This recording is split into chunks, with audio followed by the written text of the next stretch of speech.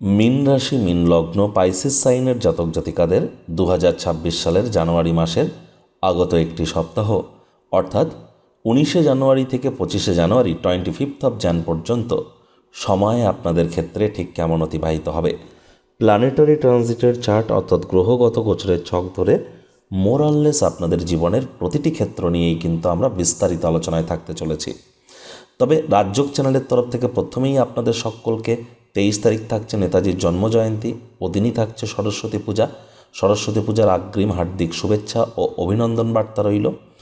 আর এ সপ্তাহটিতে আপনাদের ক্ষেত্রে কিন্তু মঙ্গল প্রায় 1.5 বছর পর উত্তরসারা নক্ষত্রে আপনাদের লাভভাবে উচ্চস্থ হয়েছে। আবারও বলছি শুনুন, মঙ্গল আপনাদের পরিবার, বাণী এবং অর্থের ভাবের অধিপতি। এই মঙ্গল আপনাদের ভাগ্যস্থানের মালিক। সেই মঙ্গল আপনাদের লাভভাবে সুদীর্ঘ 1.5 বছর পর কিন্তু উচ্চস্থ হয়েছেন এবং নিজের ঘরকেও কিন্তু দৃষ্টি দিয়ে দেখবেন। একই সাথে শনির 7.5 দ্বিতীয় চরণ তো আপনাদের চলছে।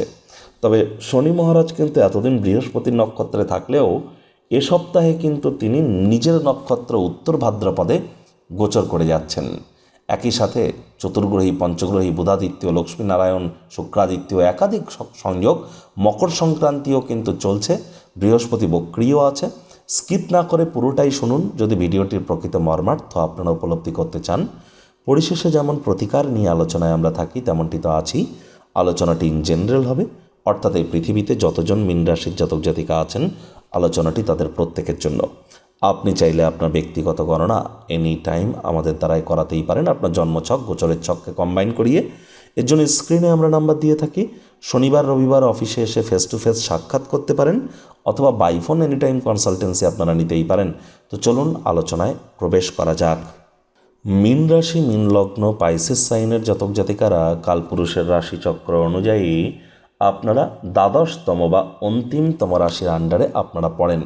আপনাদের রাশির মালিককে গ্রহদের গুরু অর্থাৎ দেবতাদের গুরুদেব দেবগুরু বৃহস্পতি। আর এখানে কিন্তু স্ক্রিনে আপনারা যে চার্টটি দেখতে পাচ্ছেন এটি কিন্তু মীন রাশির জাতক জাতিকাদের 2026 সালের 19শে জানুয়ারি আপনাদের গ্রহগত গোচরের ছকটি কেমনটি দেখাবে। ফার্স্ট হাউস যেখানে শনি গোচর করছে, এখানে কিন্তু আপনারা অবশ্যই শনি এখানে থাকলেও এখানে 7.5 আপনাদের চলছে, দ্বিতীয় চরণ চলছে। আর শনি পূর্ব ভাদ্রপদ নক্ষত্রে থাকলেও 20 তারিখে নিজের নক্ষত্র উত্তর ভাদ্রপদে গোচর করে যাবে। আর এখানে শনিচন্দ্রের বীজযোগও কিন্তু আমরা পরিলক্ষিত করতে চলেছি শুক্রবার থেকে রবিবার পর্যন্ত। আপনাদের 4th হাউস সুখভাবে, যেখানে 3 লেখা আছে গুরু বসে আছে, ওটি আপনাদের 4th হাউস সুখভাব। গুরু অতিচারী হয়েছেন 7.5 বছরের জন্য নিজের নক্ষত্র পুনর্বসুতে এবং বক্রিয় আছেন। কিন্তু পূর্ব ফাল্গুনী নক্ষত্রের অগ্রণী শত্রুভাবে গোচর করছে। সূর্য মঙ্গল বুধ শুক্রের চতুর্গ্রহী যোগ, আর সপ্তাহের শুরুতে চন্দ্রও এখানে থাকবে। এটি আপনাদের লাভভাবে আমরা সংগঠিত হতে দেখছি। সূর্য মঙ্গল দুটি গ্রহই উত্তরসারা নক্ষত্রে গোচর করছে। সূর্যের মকর সংক্রান্তি চলছে, মঙ্গল কিন্তু উচ্চস্থ হয়েছে। বুধ শুক্রের লক্ষ্মীনারায়ণ যোগ এবং বুধাদিত্য যোগও আমরা পরিলক্ষিত করব।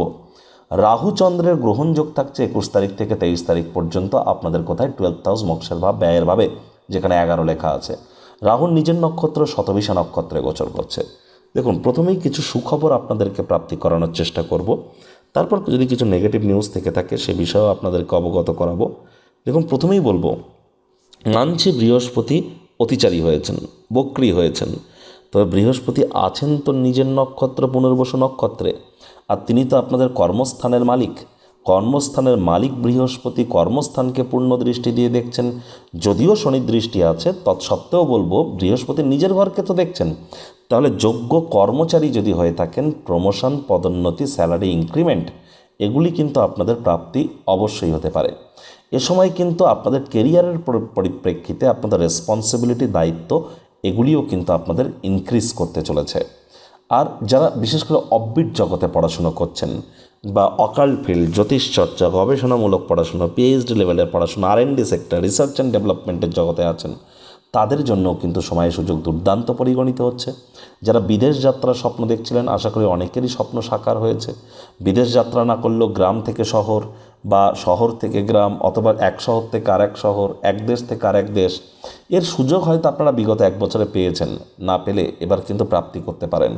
সময়ের সুযোগের সদ্ব্যবহার আপনারা করুন, 100% লাভান্বিত হবেন। আপনার নাম, যশ, খ্যাতি, প্রভাব, প্রতিপত্তি এবার কিন্তু ধীরে ধীরে বৃদ্ধির যোগও কিন্তু আমরা পরিলক্ষিত করব। একই সাথে সাহস, পরাক্রমও আপনাদের কিন্তু বাড়তেই চলেছে।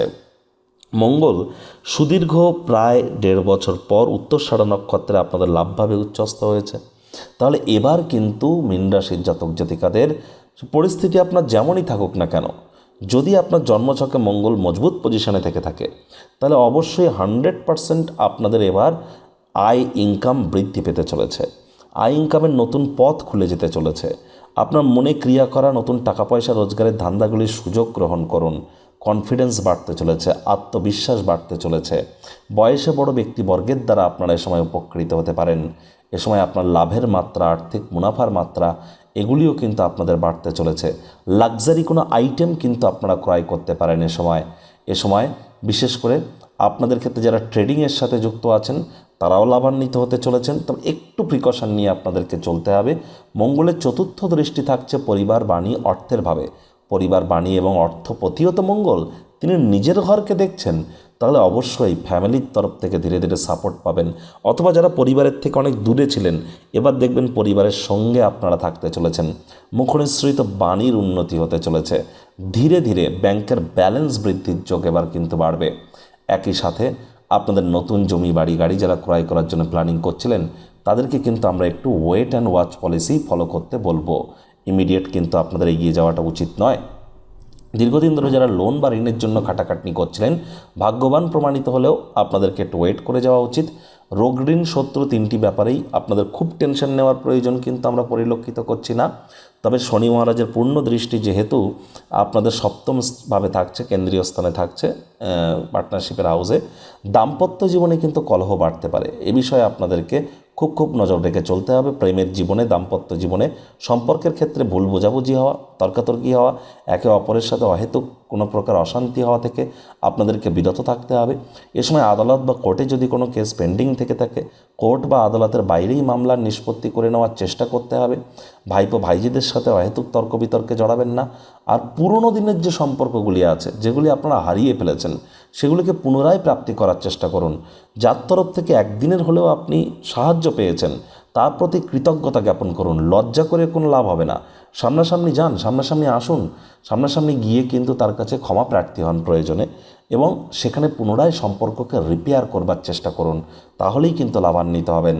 এ সময় বিজনেসম্যানেদের খুব প্রিকশন নিয়ে কিন্তু চলতে হবে। একই সাথে আপনাদেরকে বলবো, সরকারি চাকরিজীবী, নেতা, মন্ত্রী, এমএলএ, এমপি বা শাসক দলে সরকার পক্ষে যারা উচ্চ পদে আসীন আছেন, যারা প্রাইভেট সেক্টরে অ্যাডমিনিস্ট্রেটিভ লেভেলে কাজ করেন, তাদেরকেও কিন্তু একটু প্রিকশন নিয়ে চলতে হবে। তবে হ্যাঁ, এ সময় কিন্তু আপনাদের ক্ষেত্রে আর্থিক মুনাফার যোগও কিন্তু আমরা পরিলক্ষিত করছি। রাহু চন্দ্রের একটি গ্রহণযোগ আমরা পরিলক্ষিত করব বুধবার অর্থাৎ 21 তারিখ ভোর রাত 1:35 থেকে শুক্রবার সকাল 8:33 পর্যন্ত। তাহলে বুধবার, বৃহস্পতিবার, এই যে দুটি দিন খরচ কিন্তু হঠাৎ করে বেড়ে যেতে পারে। নিজের জন্য না হলেও অন্য কারোর জন্য পুলিশ প্রশাসন বা হসপিটালের চক্কর হয়তো আপনাদেরকে কাটতে হতে পারে। একই সাথে আপনাদেরকে এও বলবো যে এ সময় কিন্তু আপনাদের মধ্যে যারা বিদেশে আছেন, তাদের শরীর স্বাস্থ্যের দিকে অতিরিক্ত নজর দিতে হবে। কোনো প্রকার সিদ্ধান্ত গ্রহণ করবার আগে বিশেষজ্ঞদের কাছ থেকে পরামর্শ নিয়ে তারপরেই কিন্তু আপনাদের এগিয়ে যাওয়া উচিত। সাবধানে গাড়ি ঘোড়া চালান, চোট আঘাতও কিন্তু লাগতে পারে। আবার শুক্রবার সকাল 8:33 থেকে রবিবার বেলা 1:35 পর্যন্ত শনিচন্দ্রের বীর্যযোগ তৈরি হবে আপনাদের রাশিতে। এ সময় আপনাদের কিন্তু মস্তিষ্ক বিব্রত হবে, হুটহাট করে রেগে যেতে পারেন। এ সময় শরীর স্বাস্থ্যের অবনতি হতে পারে, মাথা ভার অনুভব করতে পারেন। তাহলে এ সময় আপনাদের ছোটোখাটো রোগশোক যদি দেখা দেয়, ইমিডিয়েট চিকিৎসকের পরামর্শ গ্রহণ করুন। আর স্বামী স্ত্রী অহেতুক তর্ক বিতর্ক করা থেকে আপনাদের বিরত থাকাটাই কিন্তু শ্রেয় বলে মনে করছি। প্রতিকার স্বরূপ আলোচনা করতে গিয়ে আপনাদেরকে বলবো, স্ক্রিনে আপনারা দেখতে পাচ্ছেন সূর্যদেবের প্রণাম মন্ত্র। ওম জবা কুসুম শঙ্কাশং কাশ্যপেয়ং মহাদুতিম ধান্তারিং সর্বপাপগ্নং প্রণতস্মি দিবাকারম। সকাল সকাল ঘুম থেকে উঠে সূর্যদেবকে প্রণাম করে এই মন্ত্রটি 7 বার জপ করে দিন শুরু করুন। না পারলে বলুন ওম ঘৃণী সূর্যায় নমঃ। ওম ঘৃণী ঘয়রি মধ্যাহ্ন দীর্ঘে ওম ঘৃণী সূর্যায় নমঃ, অথবা ওম রাং রিং রংসা সূর্যায় নমঃ।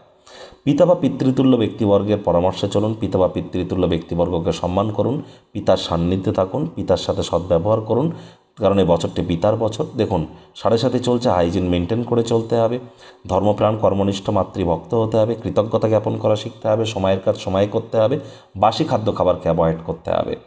আর 2026 সাল কিন্তু একটি গুরুত্বপূর্ণ বছর। 2026 সালকে যোগ করুন, করে একটা সংখ্যায় আসুন সিঙ্গেল ডিজিটে, দেখবেন 1 পাবেন। 1 মানে সূর্য, আর বছর কিন্তু 9টি হয়ে থাকে, সংখ্যাও 9টি, বছরও 9টি, গ্রহও 9টি। আর এই 9টি বছরের মধ্যে সূর্য এই 2026 সাল কিন্তু প্রথম বছর, সূর্যের বছর। আর এই বছরটি কিন্তু ঠিক করে দেবে যে আগত আপনার 9টি বছর ঠিক কেমন অতিবাহিত হবে। মর্নিং শোজ দ্য ডেজ না, সুতরাং শনির 7.5ও তো আপনাদের চলছে। 30-40 মিনিটের বিস্তারিত আলোচনা সহ বৈদিক জ্যোতিষ, সংখ্যাতত্ত্ববিদ্যা, বাস্তুশাস্ত্রকে কম্বাইন করিয়ে অলরেডি আপনাদের রাশির জন্য চ্যানেলে কিন্তু একটি ভিডিও আপলোড করা হয়েছে।